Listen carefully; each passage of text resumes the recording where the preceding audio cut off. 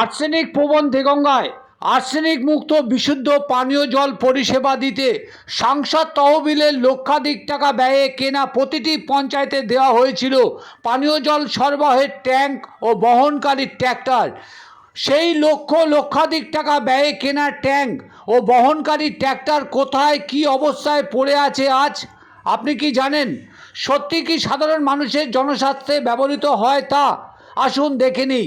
কোথাও বা বাড়ির উঠানে জঙ্গলে ভরেছে সেই ট্র্যাক্টর, কোথাও বা পড়ে থাকা ট্র্যাক্টরের উপরে জন্মেছে অ্যালবেরা গাছ, কোনোটাও পড়ে আছে মাটি কাটা ব্যবসায়ীর বাড়ির সামনে রাস্তার ধারে, কোনোটাও বা আবার পড়ে আছে পঞ্চায়েত ভবনের সামনে। কেন পড়ে আছে প্রশ্ন করতে মুখ খুলতে চাইছে না কেউ, কারণ ভয় আছে মুখ খুললে।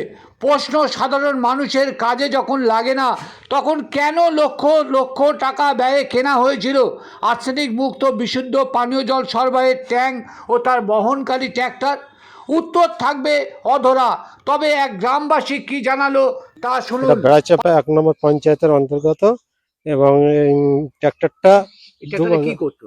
2 বছর ধরে এখানে পড়ে আমাদের পাড়ায় যে নামযজ্ঞ অনুষ্ঠান হয় হরিনাম, ওখানে জলের ট্যাঙ্ক নিয়ে এসেছিল, সেই তারপর থেকে এখানে পড়ে আছে।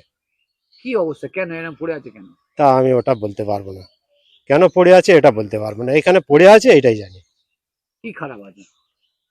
ওর তেলের ট্যাঙ্ক হচ্ছে খারাপ আছে, তেলের লাইন, তারপরে আপনার এই ব্যাটারি বসে গেছে।